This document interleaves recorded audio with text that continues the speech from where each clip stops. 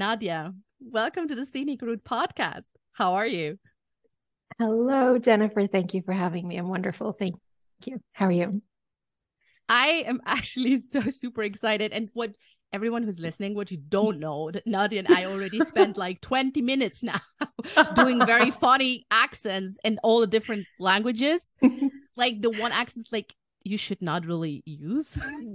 Yep. How you should not talk, but it was pretty funny. So if you want us to do That's like just a between behind you the and me, scenes, though. if you want to do if you want to do us a behind the scenes or something, like I don't know.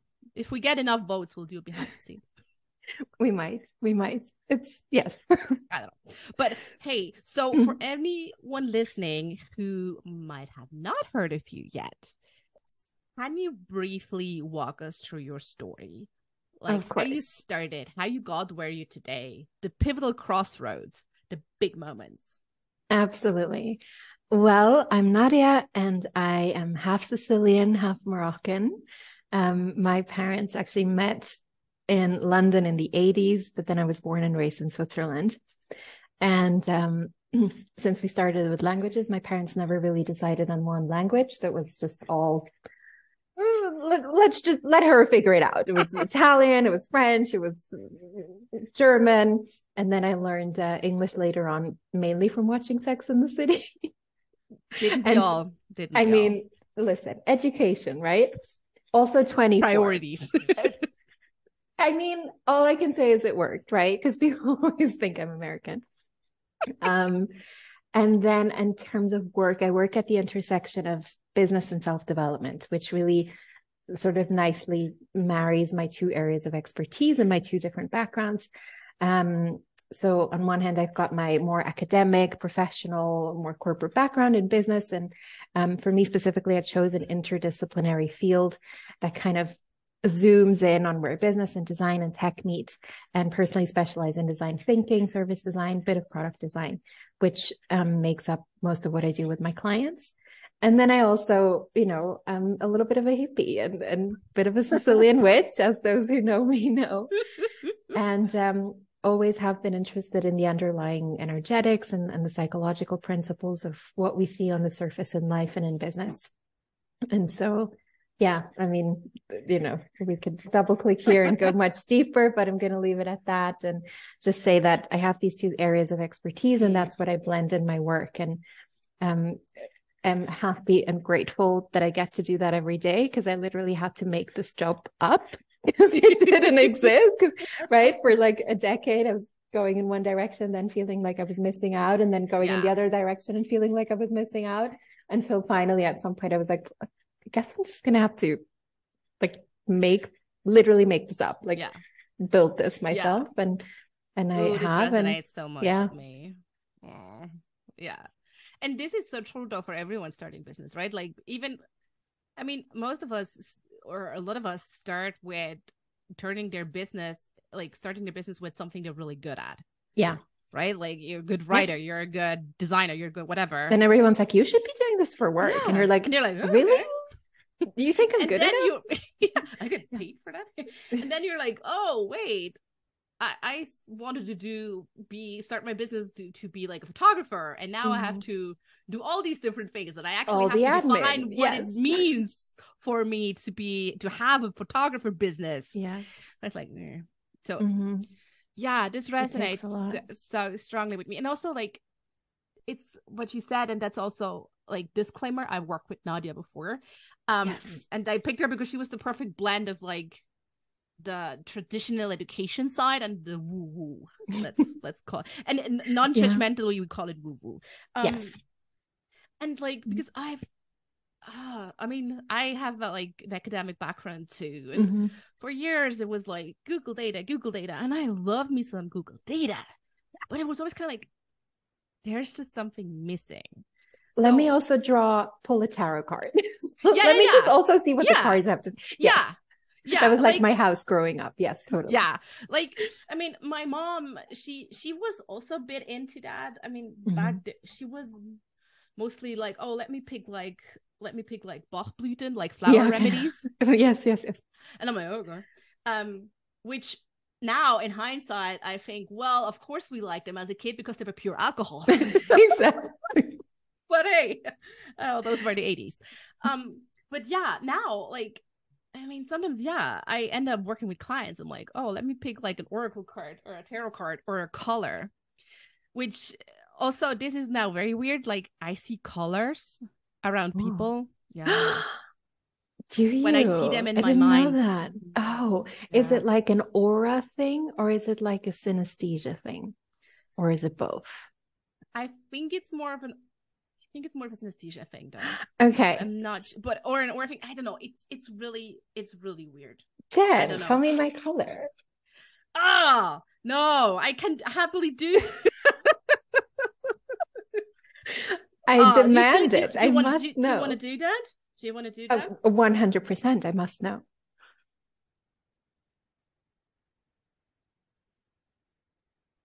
Gold and dark forest green. Oh my God, I love it. Really into it. Okay, but well, we should also kind of like look at the meaning of that. Yeah. What do you think the meaning is? Oh, let me see. Gold on top. Oh, it's on top. It's like it's split into two. It's kind of like mixture. It's kind of like mixed, but where's the green top? I can't really make up my mind. My mind doesn't really want this to decide now. That's fine. I'll take it. That's fine. Doesn't matter. Let's see. No, does it want to make up its mind? No, it doesn't. Totally fine. I'll take it. Gold and dark forest green is like a dream for me. Yeah. Love that. So I'd say it's a sense of space and connects you to the truth of your heart. Love it. Very balancing and harmonizing. It helps you expanding towards awareness and the greater picture. In favor for promoting a greater sense of fulfillment. I mean, Jen, you do realize everyone who listens to this is going to hit you up immediately and be like, what do you see when you think of me? It's just one of those things. I'm sorry. The cat is out of the bag. Fine. We know that's you fine. have disability now. Listen. That's fine. But it's if I leave it with that, with one thing, it's kind of like, you know that your wisdom comes from the heart, and that you should always aim for making space for like the deepest joy to spring from within the depths of yourself. Oh, I love that. I'm really glad that we're recording this because I'm going to have to re-listen and let that really sink in. Thank you so much for doing that. I appreciate it. You're so welcome. This was not scripted. Like, we do not script anything on this podcast. Yeah. Now I feel drained. I'm so sorry. Do you want me to take over? Yeah. Like, do you want to interview me, Nadia? Yes. Actually, would love that. Okay, if I do like a review episode of like maybe for your birthday, like we could do like a fun, like who's Jen, and I could be your humble guide through the experience. But this is like such a fucking good idea, though. We kind of like a review season 1 and season 2 episode, and then kind of like have you interview me. I would actually really love that. I feel like I just invited myself. That's a total projector. That's fine. I know, but that's only because I previously gave you the permission. Because the door is already open with us. We're good. The door's already open. We're like, we probably open the doors in another life. Yes. So I'm curious though. Let's go kind of like back to business. Yes. When you say the thing you work most with your clients is service based, like service design and product design. Like, what's the number one thing you see people doing wrong when they come to you? I love talking about this. Where do they fuck up? Yes. Well, the number one thing I see it differs a little bit from person to person, but if I were to generalize it, I would say when it comes to services, let's stick with services for now, is to just focus on the service itself, which in my paradigm of looking at it is just one quarter of the whole picture. So as you know, and as some of you who listen will know, when I think of a service, I think of a relationship. I think of a round holistic experience. I don't think of a foot rub and then it's like, bye, see ya. Actually, I mean, it's called service provider. So you need someone to provide the service too. Right? Like, and then also, ideally, that would be a relationship that is lasting and that, you know, that develops depth over time and that develops trust over time. So what I see in terms of mistakes, you know, people do what they're going to do, and that's totally fine. If I were to give my 2 cents, I would say we're here to listen to which is exactly what I'm here to do. To disregard the other pieces. So for me, it's always the who, the whom, the what, and the how. So who are you as a service provider? First of all, why did you get into this? What is filling you up? What is your vision for your business? What is your vision for your work? Then also getting to know yourself as a person and as a service provider and as a business owner. How do you work? What is your energetic ebb and flow? What are your strengths? What are your weaknesses? What are things that you are going to have to be mindful of probably all your life, but that we can sort of design for? If we know about them, we can design for them. So you don't have to make really hard decisions every day. You can make a couple of hard decisions once, and then you set up the structures. Done with it? That sounds for a while, right? Until you reach your next level. But then you set up the structures to either you need support with that, or you set up the sequence accordingly so that you can be supported with something that you maybe perceive as more of, you know, something that's more challenging to you. Then what are your strengths? Where can you really dazzle? What are the things that you're like, this needs to be done by me? Like, this is not going to be outsourced. This is not going to be something that's like at the end of the to-do list. What just flows to you, and you know that's where you shine. And great at. Yes. And how can I really tap into that? What are your capacity ceilings? I call them. Where are the things that you're like, oh man, I'd really love to go there, but as soon as I reach this level, I'm like, you know, like it's just not happening. Or like I can hold myself there for a little bit, but I cannot sustain it. And then before I know it, I'm back where I started. We need to know these things in order to set up a really good sequence for you that works for you and that also works for your clients. So next pillar out of the 4 is the whom, which is the people you work with, which again, you said, right? So you have the service provider, you have the service recipient, so to speak. And who are these people?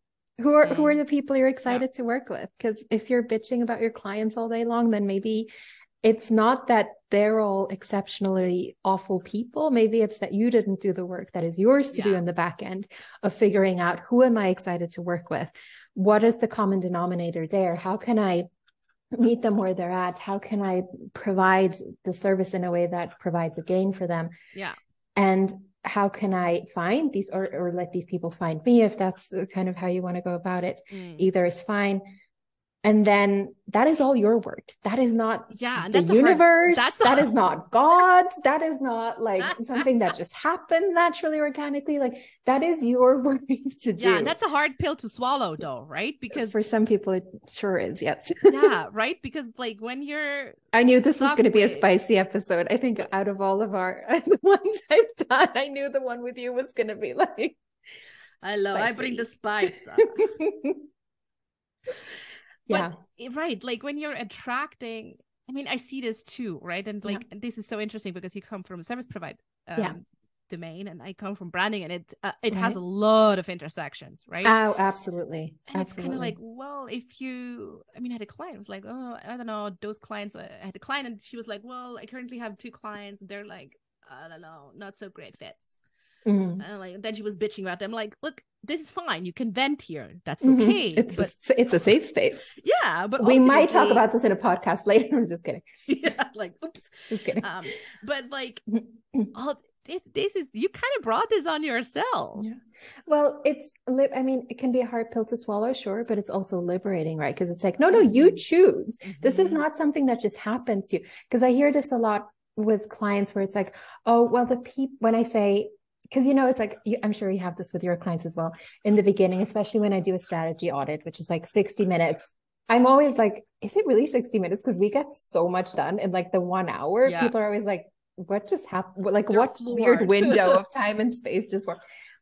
But right, I'll be like, okay, I'll send out a super in-depth form, and I'm like, okay, who's your target segment? Da da da da da. And then I have a lot of people who also have a business background who come to work with me. So they're like, oh, Nadia, I don't need this. Like, I'm fine. I already know all these things. And I'm like, just humor me, just fill it in. It's fine. And then fun, so we can laugh about it. So it's totally fine.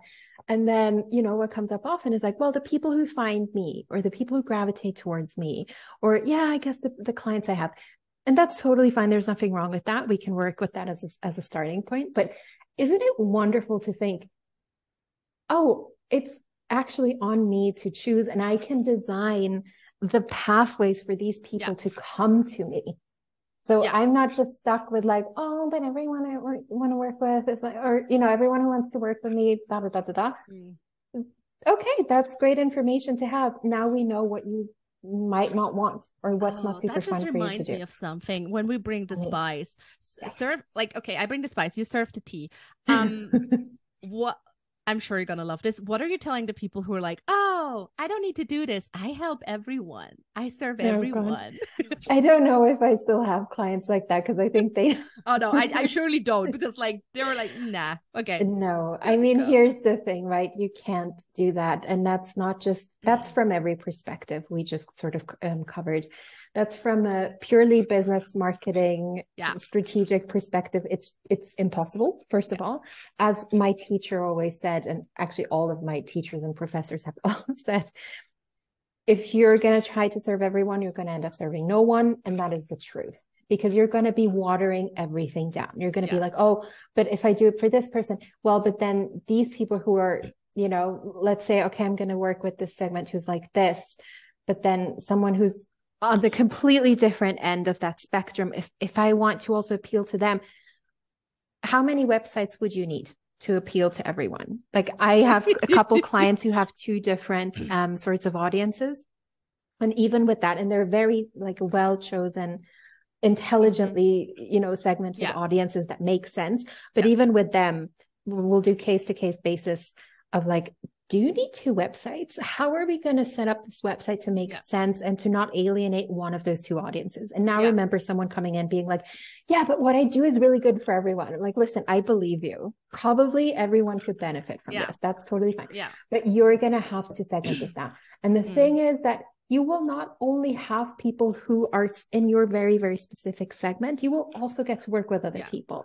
Like, I have a couple clients that really I'm not specifically designing for, and they usually come through other channels like word of mouth, or they have a friend, it's like, oh my god, you helped her, can you help me do this? And it's super fun, and I would not want to like have missed out on them, because I adore them. I generally tend to adore my clients because I design for amazing people to come into that's my something. sphere. The worst business advice I heard at the beginning was like, oh, like, don't be friends with your clients, like kind of like friendship and business don't mix. And I'm like, but I don't know. Great. I love all my clients. Like, I adore the ones who live more or less like in Switzerland. I actually hang out with them. I see them. Like, I don't know. It doesn't feel wrong. Is it wrong? I don't know if it's wrong. I mean, it depends on your boundaries, to be right? Friends with. Yes, it depends on your boundaries. Like, I'm not saying you have to, but generally, I don't know. And you're a Gemini, don't want to work. No, I'm not. No, of course I am. Yeah, you're air. Like, you're super. Super I'm easy a Gemini. Oh my gosh, you're a double as well. Yes, I'm a double Gemini with sun in 1st house. Ooh, so I'm a double Scorpio with sun in 12th house. So clearly I'm not hanging out with my clients or with anyone, really. I'm just in my dungeon by myself. But that's me. But what I want to say, lovely curtains in your dungeon, you're good. At some point I will have them. What I want to say, last thing on segmentation, to kind of soften the blow a little bit. Yeah. Little bit of sugar with that spice. It's also, I mean, you want to learn in service design school, which is a program I set up to literally take someone by the hand through everything we're talking about right now, through all these 4 pillars. We have a whole class on segmentation because you need to, with time, this will become second nature, and you'll know sort of what a good segment is, what a good chunk and size of segment is. The thing is that you don't want to segment too narrowly so that you only have like 3 people on the planet who are going to be part of that segment.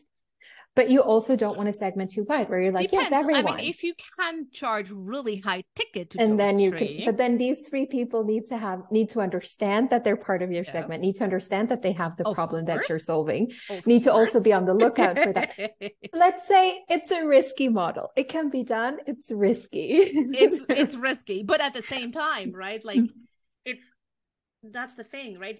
You really, if you want to, as you've said at the beginning, to build this relationship, you have to know who these people are, and you need to know more than like the socio-demographics, because fuck that, you only need that for advertising targeting. Like it's absolutely no, and there's so many really more how they're aspects taking in things. Psychographics and behavioral and status and levels and all of that. But I think that's fun, because what we shouldn't forget, and that's why I bring in human-centered design in service design school and in everything I do.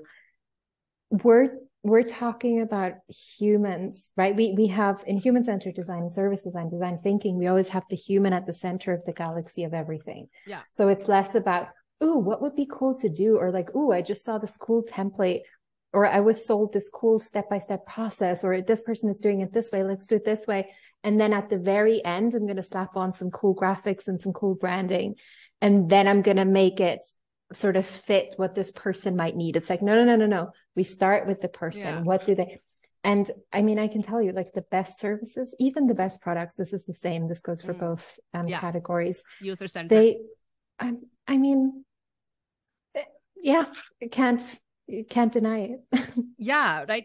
Yeah. And then, I mean, again, if you have to work so in depth with the people you're serving, they better be some great people. Yeah. Yeah. Yep. But I mean, I know all of us, I'm sure everyone who's listening has a lot of really great people they work with. And I don't know, if we're really truly honest, maybe 1 or 2 we're like, there might not be the wrong kind of people, but well, they are, but they're not like gelling with you. Yes, they're not like Devil Wears Prada type of clients, but like they're just we're not really vibing. Let's put it like that. How do we go about that? Like, why? So we're attracting those people. How can we get rid of them in a gentle way? Yeah. I think before getting rid of them, I would take a moment to just take a beat and look at, what am I not liking about this? What am I not enjoying about this? Is this something where I'm being triggered, where I do not yet have the capacity to show up in this moment? If this person is walking all over my boundaries, bulldozing all over the boundaries I have, and I don't have this with any other client or with any other, fascinating. Why is that? Yeah. Why is this person triggering me in a way that other clients don't? Yes. And what can I take away from this? I mean, I have certainly had clients who are, first of all, operate very, very differently from how I operate. There's we're not going super specifically into human design today, but there's the big gap between, not a gap, but like a big difference between a sacral and a non-sacral. So I want to say it's a good mix, because I do love working with sacral defined clients, MGs and generators. But sometimes I have to check myself when I'm working with an MG who's like, let's do this and this and this and this. And immediately with my undefined heart, my undefined sacral, I'm going to go into, oh, okay, I'm going to have to keep up with her. But if I can take a beat and go, no, actually, this is why she's seeking me out, because I'm the other pole to that. And I can bring something that she doesn't have. And she's bringing a lot that I don't have. And there's one particular client I'm thinking of who is like a force, and manifesting generator who is a force of nature. And I adore her. We're so different, the way we approach things, the way we go about things. I'm so methodical. I'm like, let's like really get down to step, and like, let's really take the time, like it's worth it. And she's like, oh my God, I'm already bored, you know? And it's like, oh God, this is like taking really long. And I'm like, no, it's gonna be worth it. Please. Exactly. She's like, let me write some emails in the meantime while you're figuring it out. But it's wonderful because I'm just fascinated and delighted by seeing her process and by watching her do the things that she does so well. And I can appreciate that. And I can also see, okay, you know, in the example we had with the boundaries, like that's going to be something you need to work on either way. If you want to work on, it's like with relationships, right? Do you want to work on it with this boyfriend or this partner?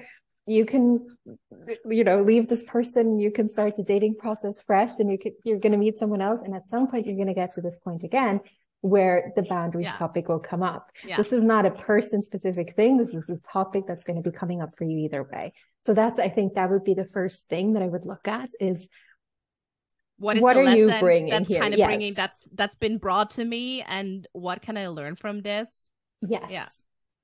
Because you're going to have to address that either way. And I mean, in terms of boundaries, like I certainly didn't grow up or wasn't really taught boundaries so much. I had to learn all of that in my 20s painfully. And that was a really difficult process for me, to the degree where it started with, oh, you mean I get to have those? And then, you know, I mean, it's so hard, right? No, I get it. And I don't know, I feel this is a challenge for anyone who's been like socialized as a woman anyway. Like, what, we can have needs? No, wait, what? And I can say these things out loud. You're saying I can say them and not be ridiculous. Okay, I'm gonna need to sleep on this. And it's even getting more fun when you have a kid. Then it gets real fun. I can only imagine. Fun. Because I mean, mothers have needs. No. And then you have the whole second layer of, what am I modeling for this child that I am in charge of? Because right now it's only me having to figure out my stuff, and what like, I mean, just exactly. Mine and all of my ancestors' stuff. No big deal. Yeah, and it's actually the thing of like, that's the point where I'm at. I'm like, I want to break some of this intergenerational bullshit. Of course. And I'd rather have my kid, I don't know, see me lounging on the couch than like, love that. I don't know, having the house super tidy. Yeah. I don't give a shit about it. So, I don't know. This is, it's a big topic. Our lives, it's fun. But the thing is, what's really nice, I think, like for me, that's been such a beautiful moment to have, is that even with this background of, okay, like really painfully brick by bricks, learning what boundaries are and how to set them. Now having clients who very casually just kind of, you know, just a napabemerking, like just the side remark. I had a client the other day who was like, talking about something else. And then she's like, yeah, but I mean, you're the queen of boundaries anyway. And I'm like, me? Yes, of course. Me? I put that on my email and an email binder, like, oh my God, like your little, yes. And it's so funny. And it's something I hear very often. And it's also something that from clients, funnily enough. And it's also something that I find makes you more trustworthy as a service provider and as a coach, as a guide. Yeah. And something that my clients tell me, where they're like, you know what? It reduces the anxiety on the client side so much when they know that you've got yourself, like you're solid, you've got your spine. It's expectation management. That's what it is. Absolutely. And they know that they can't rattle you. So that if they have a request, they can make it. And they know if Nadia doesn't want to do it, she's just going to say no. Yeah. Like she's not going to have a little existential crisis and like, you know, like I used to do, like in my 20s when I was, employed and God, I would have to like talk to my mom for like 2 hours, and I'd have to write down a script of how that conversation was going to go with my superior. Then I'd have to rehearse it. Then I'd have to like go to the store to get a crystal to support me in the conversation. Then I'd like it was a whole thing. And now it's like, someone has something and they're like, can we do it this way? And it'll be either yes or no, or it'll be yes, but, or it'll be no, but. Like there might be a condition, but I'm very clear. Yeah. And people know, so they can ask me and they know if she doesn't, because that fuzzy sort of, it's like that icky, murky thing where you have to almost take on both sides of responsibility if you have a request and the other person is not stable in their own self. And you're like, well, if I ask her, then she's going to say yes, but she probably only says yes because she wants to be nice and she doesn't know how to say no. Like that's where it gets to be a lot of emotional labor for me on the other side. But if someone has solid boundaries and they're like, oh, I mean, I get like random requests sometimes on Instagram as well. The other day, I mean, I don't want to call this person out. It was super random. And I was just like, haha, no. Like, no, I don't do that. Like I remember when I asked you about if you want to join me on the Scenic Route podcast, you were like, yes, it's a big sacral yes. And I'm like, okay, whatever it takes. Yes, but it's right. We're all clear. We're all on the same page here. Like this was a yes, this was a no. And then people can know. And sometimes I think, for me, I like to deliver it with a sense of humor, even if it's a no. So with this person, it was like, haha, no, I don't do that. Like, no. Yeah. I mean, right. Like, c'est le temps qui fait la musique, right? Exactly. Now we're not switching into French. But... I mean, we could. Oh, Jesus. I'm really not sure. I know you outshine me on languages. My French is really rusty. Well, because it's not getting used, right? No. It's I know. All. Same. Not at all. Yeah, but anyway, it's hard. Swiss people problems, hashtag. Totally. And like, how's your Italian these days? Molto bene, grazie. Even with you guys can't see it, but she even did the hand gestures. She did I even perfectly. did the hand gestures because I can do the hand gestures. See, now we're back to like, we should do funny impressions. Seriously, it's kind of like Nadia and Jenny YouTube channel or something. But, if you guys want this, let us know. I mean, I'm probably not going to do it because I'm a 12th house Scorpio, but it's fine. Okay. No, but like, okay, so if we're attracting the wrong kind of clients, we go back to kind of like what you've said, like really looking at, okay, how do I position myself? Well, like, I think who am I? Who do I want to work with? Who do I attract? I think there's a difference between, am I struggling with a client who's maybe not the wrong type of client for me segment wise? And then I'm looking at, okay, is this a person specific thing, or is this a thing that's me specific? Am I the common denominator? Am I going to come up against the feeling again and again and again? Mm-hmm. But if it's like, if you're attracting the wrong people in general, and it's always, people who are not really the people you want to work with, then I would look at it more from a strategic point of view. Mm-hmm. And go, okay, what are the pathways I have set up? And sometimes I pose this question to my clients and they're like, what do you mean by pathways? And I'm like, okay, you settle in because we're going to have some work to do. Because again, next these episode is on pathways. Yes, because these are things you can and should design for. Again, this doesn't just happen organically, or it happens either way, but it's better if you design for it. Let's put it this way. Yeah, that's right. That's what I'm saying. Exactly what I tell my branding clients, right? Like people have like an idea of you in their head anyway. Either way, yeah. So why not try to architect actually what they think of you and what would make sense and what would be beneficial and how you want to be seen, how you ideally want to be perceived. Of course, you cannot ever control this. No, but you can do your part, right? Yeah. You can be the architect of how do you want to see you. Present yourself. Yes, of course. Yeah. And what makes sense? Like what makes sense in the bigger galaxy of the business with your offers and everything. And then you have the branding that has to tie in to all of these pieces. Yeah. So you better not leave that up to chance. No. So you first work with Nadia and then come work with me. Probably do both at the same time, actually, because it's going to inform, right? That's very true. It's a wechselwirkung. It's very true, though. Like, so now I feel we talked a lot of like really more strategic pieces. And and before we said kind of like you're the queen of both. So how do we like, where does like kind of like the food, the energetics, the capacity come in with attracting the wrong clients? So I think for me, I'm sorry, I don't know what's going on with my voice. I sound like a little gremlin, which is cute. You're fine. They never Let me just down my flower essences. Like, the only real funny movies were made in the 80s. You think so? I will die on this hill. Yeah. I mean, listen, I'm a 90s girl, 90s through and through.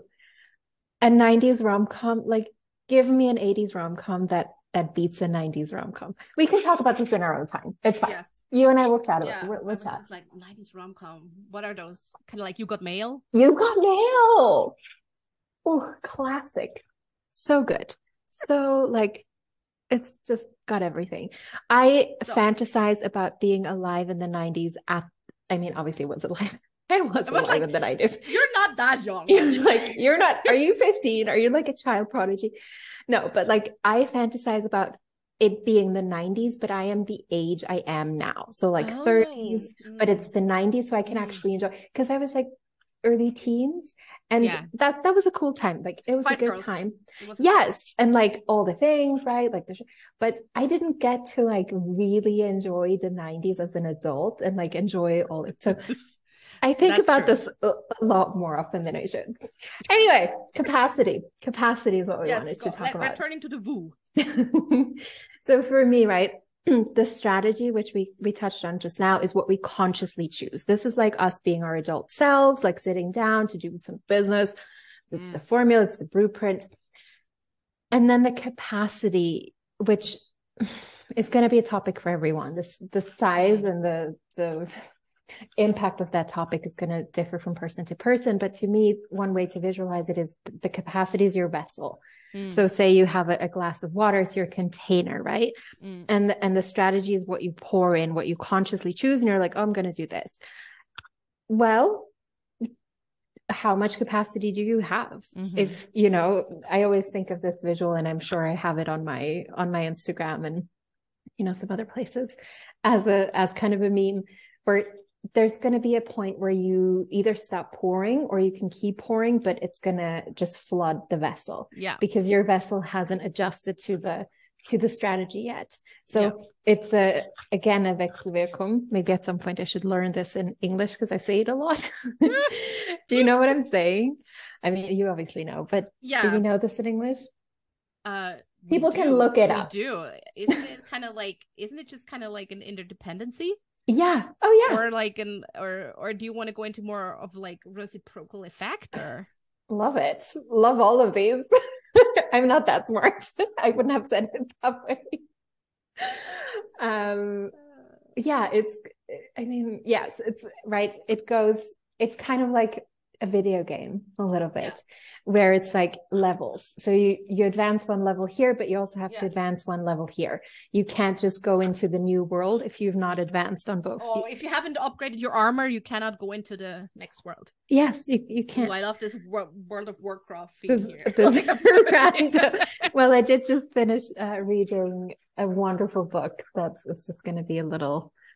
If anyone listening is looking for a wonderful book to get lost in, Tomorrow and Tomorrow and Tomorrow is just delightful. Okay. I've had the best time reading it. And I'm not even like a video game person, but here we are. There we go. So your vessel's going to flood, right? If your capacity is not up to par with what you strategically want to do. So let's say, okay, we're end of year, right? I don't know when this comes up, but like Q4, then it's like, okay, what are my objectives for next year? Revenue wise, growth wise, visibility wise, what am I looking to do here? You can come up with all the strategic plans and all the things, but if your capacity is not on that level to hold that and to sustain that, that's going to be exactly what happens, where you flood the vessel. And then you're like, oh my God, guess there's just like something I cannot do. You know, people are going to go different ways with this depending on their own sort of tendency of maybe I'm not good enough, or maybe I can only do this much, or maybe whatever it is. So in my paradigm of business, we really need both, which is why I always say I merge these two areas, because we can't do one without the other. And this is also why people seek me out specifically, because I think, I'm not saying it can't be done, but this is a tricky one to kind of outsource or to work with two people at the same time, because if you as a client work with one person for strategy and then with another for capacity, it's going to be a lot of your work as the client is going to be to get these two people on the same page, even though they don't know each other, but you know, to kind of, which is why sometimes I think for these intersection type, very specific needs, it's really nice to have someone who can meet you at that level with both. Yeah. So it can be like, okay, I have 100%. Your chart here. I've got your strategy. Like I'm looking at your copy. I'm looking at your website. I pulled a tarot card. Yes, I've got my cards here.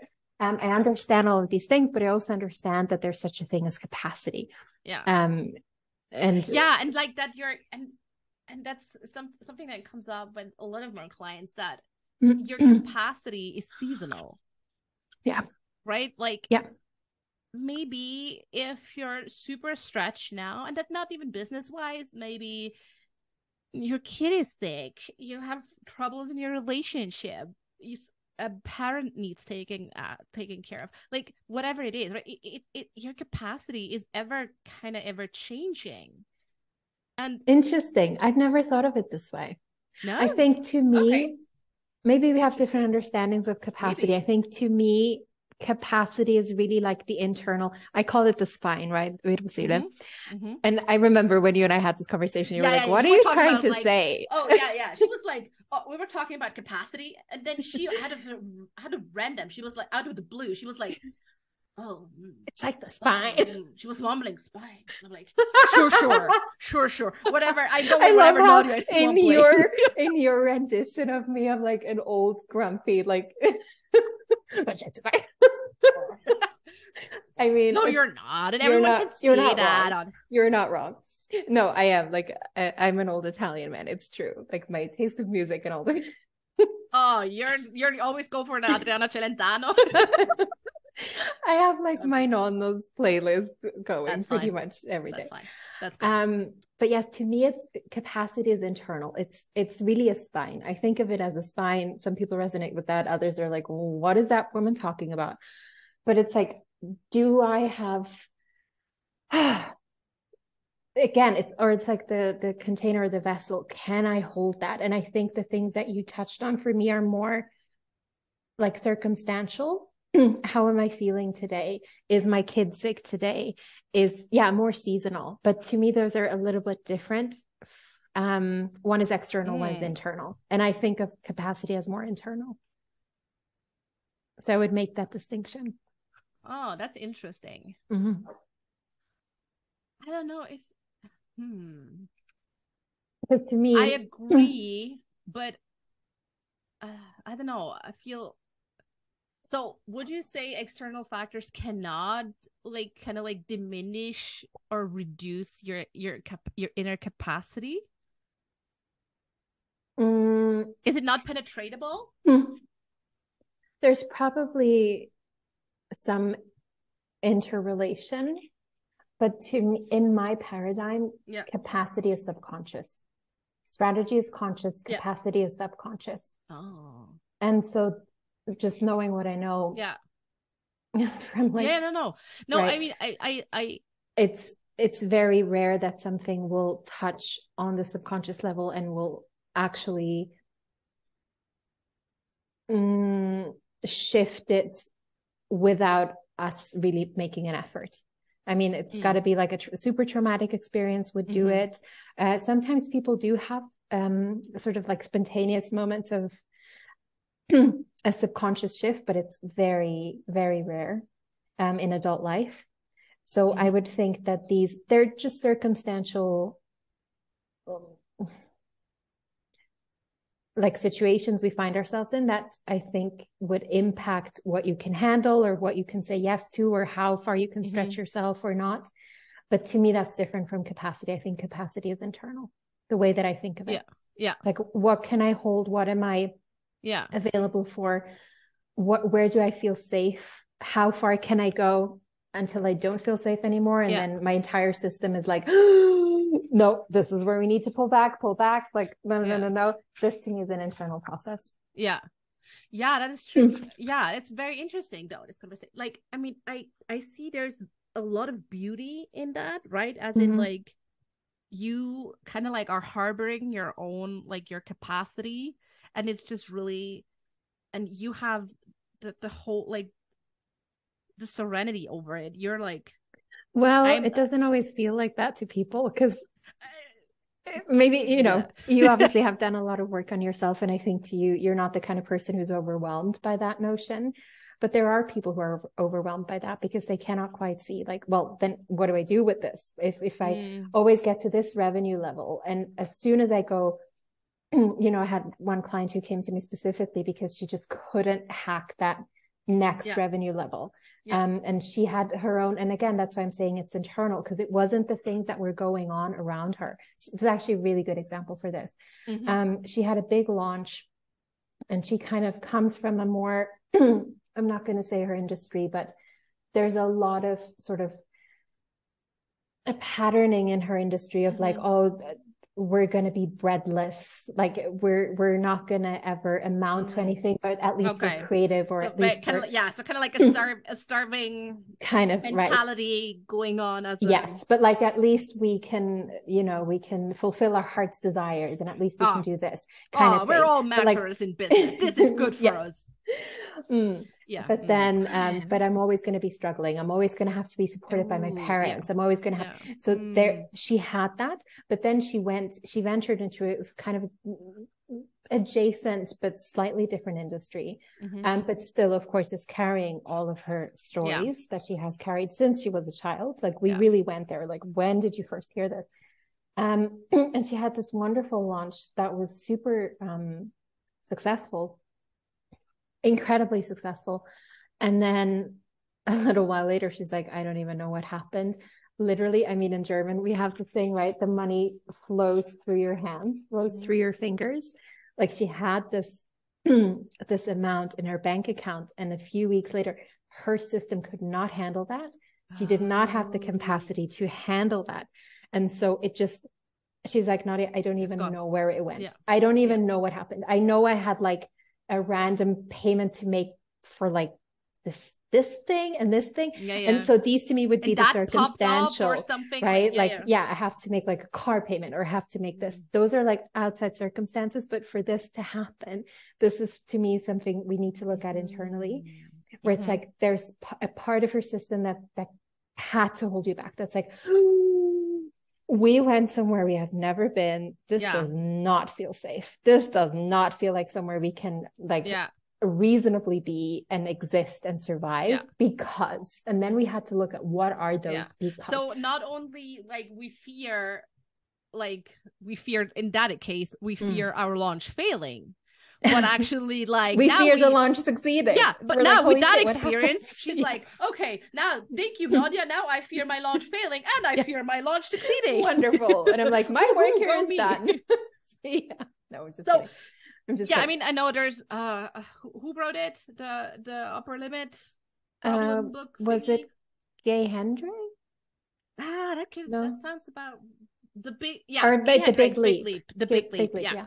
So we're going to link it in the show notes if you want to read it. Wonderful. I mean, this touches on that on that issue a bit, right? Like you get something. You have your limit, and you get to that limit. You can see. Here's the thing: sometimes it's not as black and white as like, you will never get over this. Like, you will never go beyond this limit.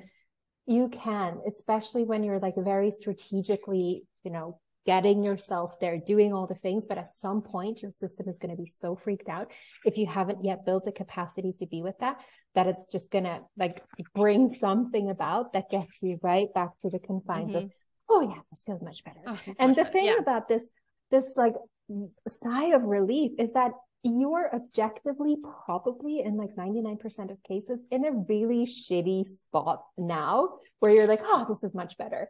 But like objectively looking at it from the outside, it's like, no, this is not great. This is not good.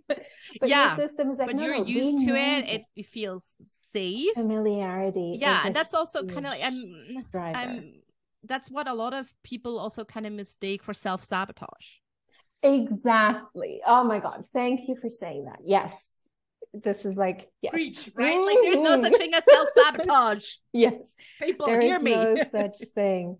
No, right? Because it's kind of like your system helping you to get back to something that the system feels comfortable to, feels like, ooh, now I can relax, because new, not relaxed. Ooh. Not good. What might happen here? What might happen beyond? It's like, you know, Game of Thrones, like beyond the wall. What's north of the wall?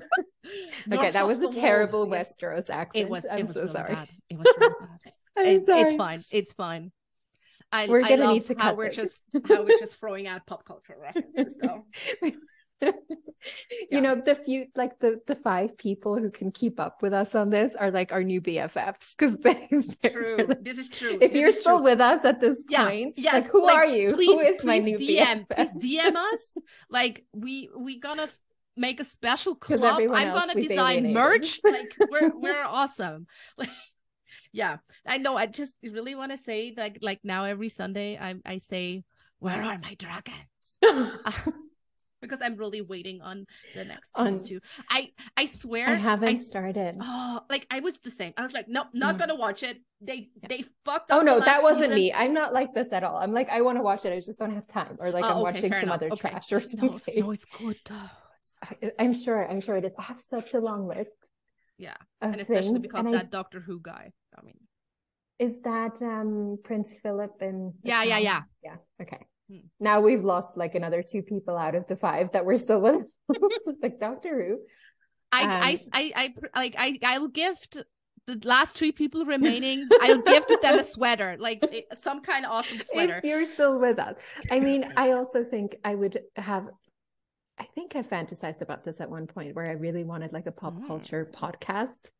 This is the kind of shit I fantasize when I can't sleep. I'm like, should I do it? You know what I wanted to do? I'll throw this idea out there. I also think I'm like a person who has great ideas.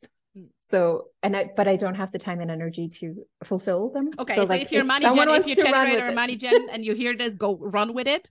I wanted to do. I mean, this was like in the heyday of when The Handmaid's Tale came out. Are you watching? Did you watch that? I had to stop because we all had to stop. Shit got too real. We all had to stop. Especially during I think during season 2, I was actually pregnant myself. So I was like, Lord. No. Hell no. I mean, no. I think I made it to maybe season 4 or something, but then even I had to be like, okay, what am I doing to myself? But I mean, the first few seasons, right? And I thought it would be, I mean, I don't know if it would be hilarious, but I thought it would have been cool to start a podcast with a friend or like with a co-host called Gilead Girls as a play on Gilmore Girls. Oh. But then it would be like, you know, every episode we'd do a recap. Yeah. So if anyone wants to run with this, you have my permission. Gilead Girls, go for it. You have like 100 episodes now to catch up. Yeah. You've been late, but you can still. You can still do it. Yeah, like the same with like Jonathan Van Ness did for Game of Thrones. Remember that? Oh, love that. Yeah, it was so amazing. Yes, but like, let's go back to capacity here. All right. Right. Let's go back. So let's circle back the big scenic route. Circle back. Yes. See what did it there. Yes. Like, so we're kind of like coming to an end, and I know I'm gonna ask you for another episode because this will. It's already a yes, Jen. It's already a yes. Is it a sacral yes? It's a G center yes. It's just a G center because that's my goodness, even better. That's my real truth. You know. Center. Yeah. No, but I'm gonna ask you the $1 million question that everyone wants to know. Ask me. When we talk about like capacities. So you're like, oh, okay, cool, I got it. So I cannot only have fear of failure, but also fear of success. So depending on where you stand, right? Yes, other people are like, no, revenue is not my problem at all. My problem is visibility, or that is not my problem at all. You know, it's different for everyone. So I don't want to condition anyone here to think like they have to go through that whole thing. It's different depending on where you stand. That is so true. But I'm going to go with the revenue because I had a similar episode once where I was like, where did that money go? And I feel it resonates with a lot of us.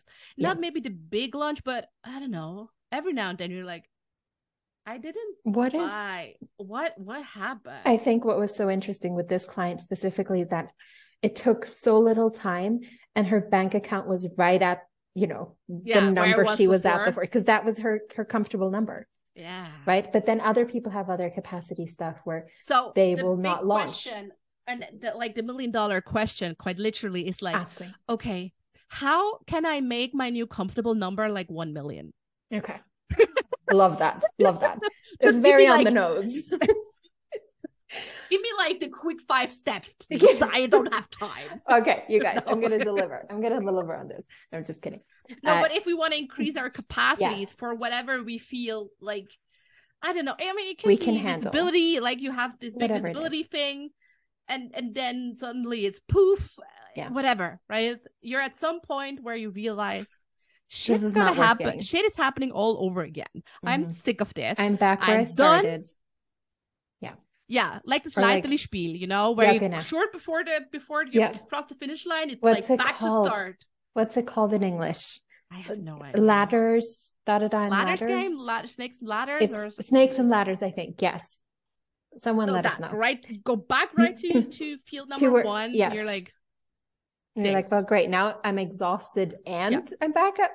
Yeah, did not even get a shitty T-shirt. Exactly. Well, the thing is, that's why you work on capacity as you're working on your strategy. That's why I'm saying you want to do both at the same time. Yeah. Because otherwise that's exactly but we know now how we work on our strategy, like the who, you're like, what, who. But say no more, fam. Say no more. No. So the capacity thing is, remember how we said capacity is subconscious, strategy is conscious. That's why strategy is easier, although you still need a little bit of know-how there, and you need both. Mm-hmm. It surely feels more tangible. Absolutely. But again, you want to be able to work on those two things. You want to be able to ideally find someone who can work on that with you, who understands those two things, because it's a push and pull, right? I call it the outside in approach or the inside out. Some people work better when they do the strategic sort of push forward first, and then they come up against their capacity ceiling. They're like, oh shit, now, I realize something's not working. So then we have to work on it.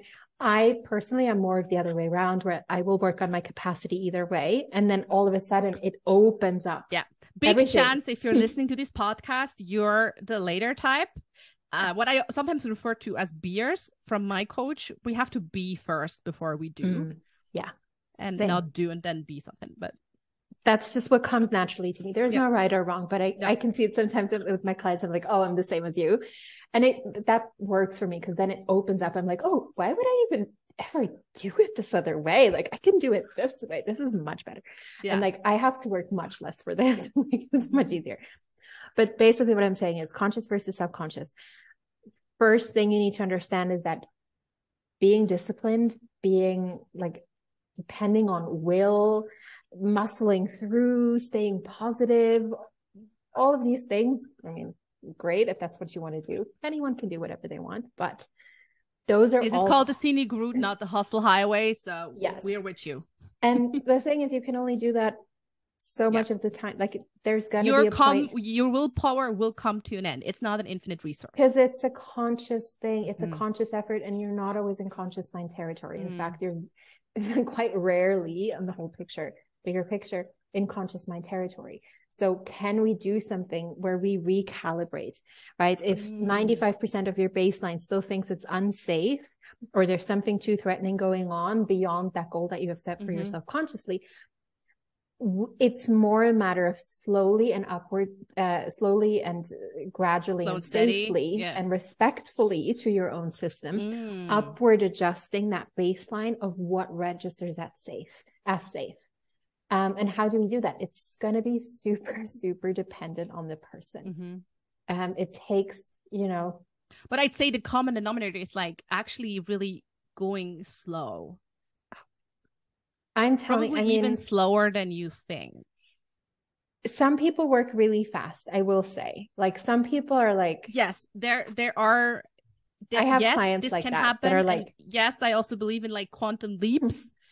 but they're usually a compound effect of like really doing work that already has also happened before. Absolutely. I mean, people find me at different stages. And I just always think like, you want to do this once and thoroughly. That's what I always say, because you don't want to be back here twice. Or like 10 times, 20 times. Like, because you don't want to be back here in 3 months because you did kind of like the what are they called, like crash diet, like the crash diet type version of your business strategy, right? You're like, oh, I'm just going to do this and this and this, and you're going to do it for 3 weeks, and then you're like, well, shit, now I need to eat a Ben and Jerry's membership in January. Right. So this is not going to happen.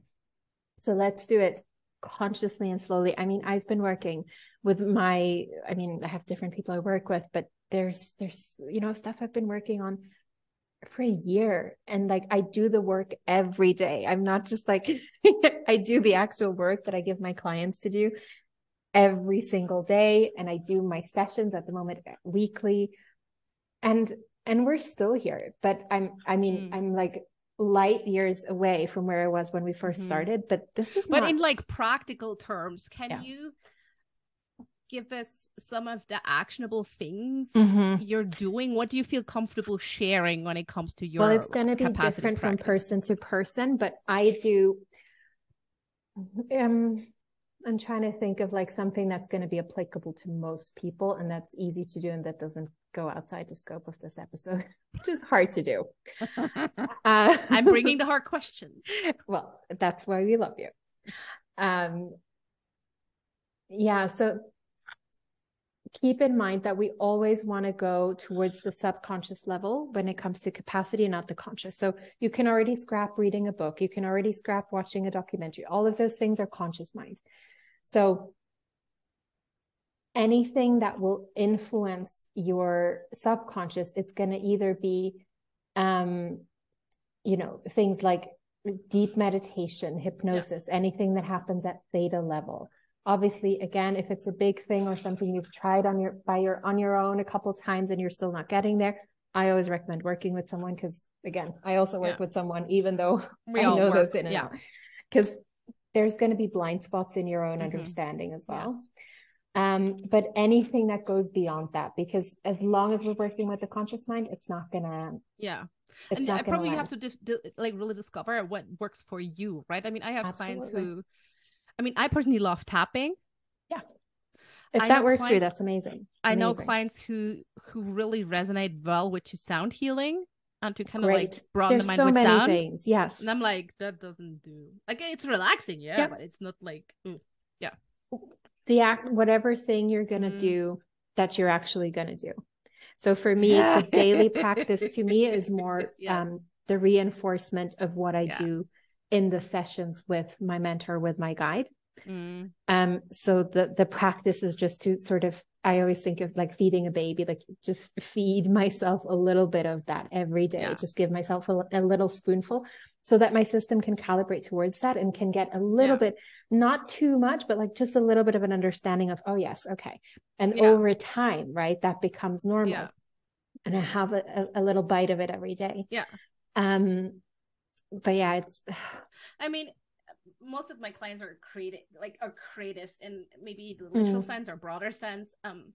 And they're good with like visualizing exercises and stuff. So I imagine you could also, I don't know, see yourself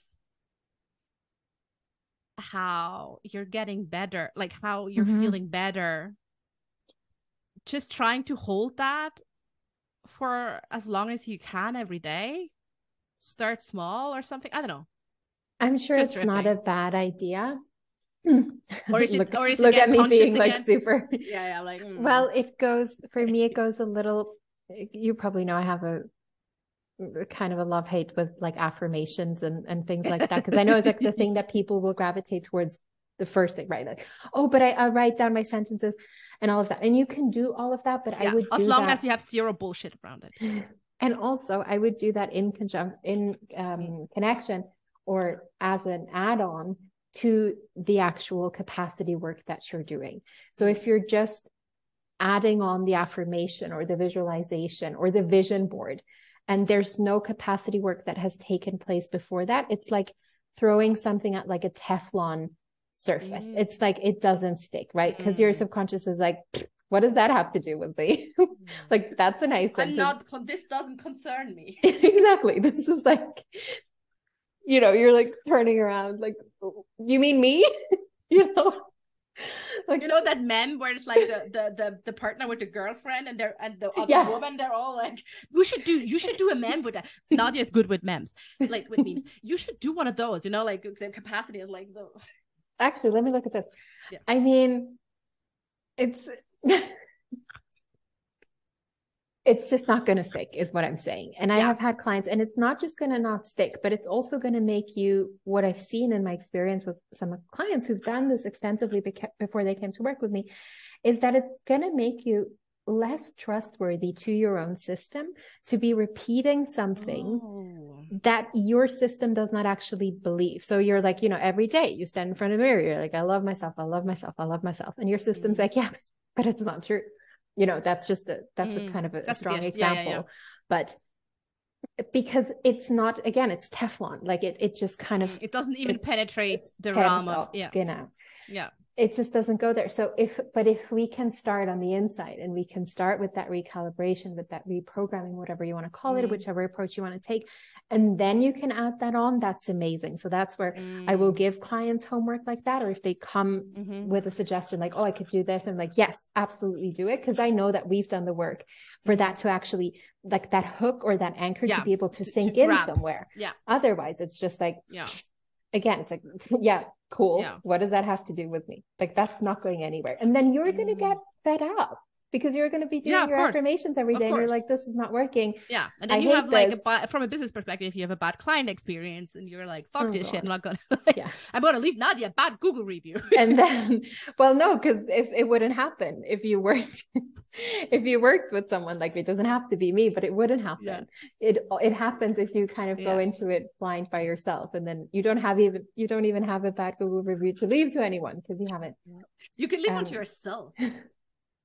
Business idea. No, but that's when people are like, oh, maybe I'm not cut out for this business thing. Like, no. You are. I mean, not everyone is, also, let's be honest. But if you've made it this far, and if fat chance you are. Yes. Right. So that's, I think that's important, and it needs to be said. So that's like what I came here to say. Brilliant. Lovely. No, it's so true, right? Like, it's, I don't know. There has been so many truths here, and so much silliness. Yes, but it's kind of like both. Like, you're right. You come for, I don't know. You come for the silliness. You stay for the truth, or is it the other way around? I'm not sure.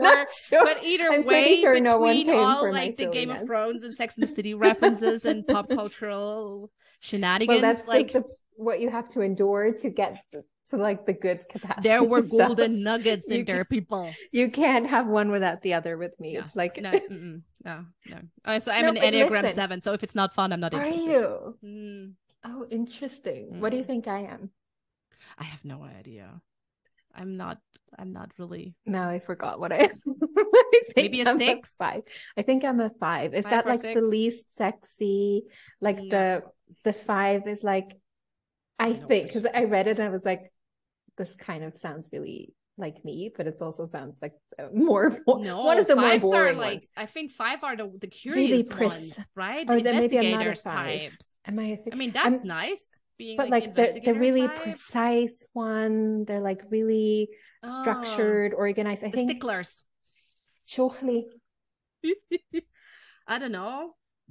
I think that's maybe security oriented, committed. I don't know.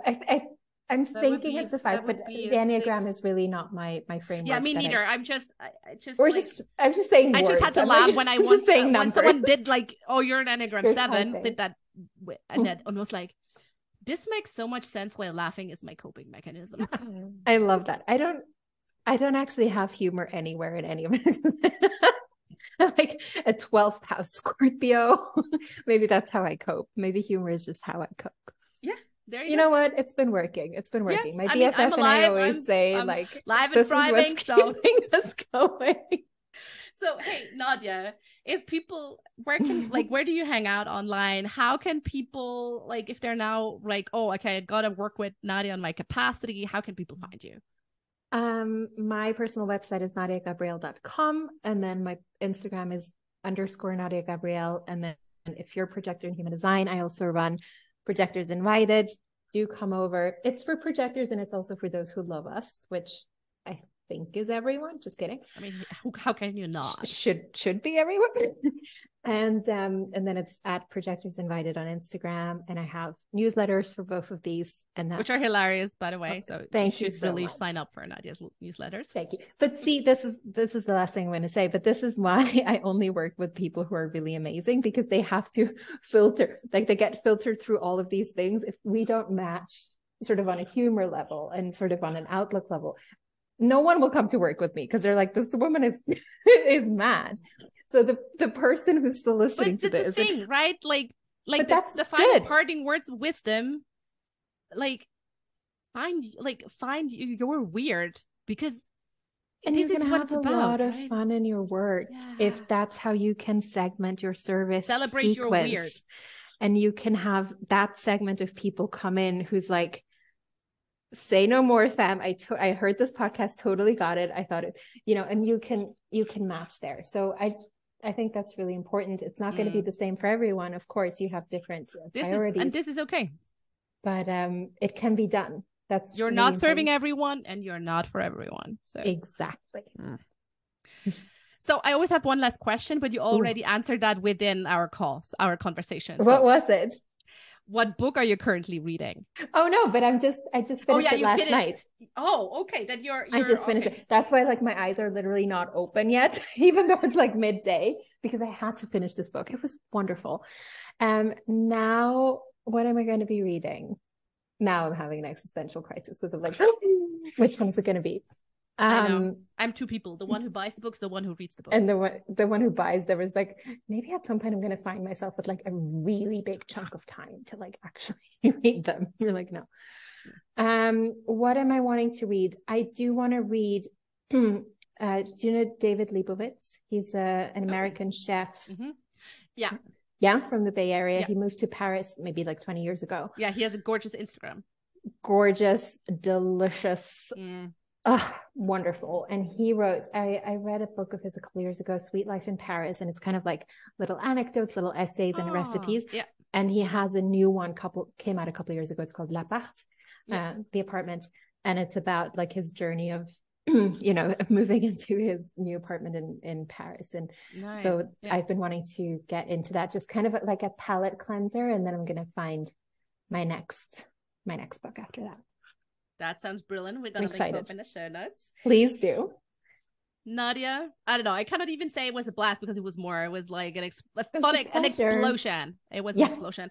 It was amazing to have you here. Thank you. Thank you so much for having me. And we'll do it. Well, I'm looking forward to the episode where I interview you. Yes.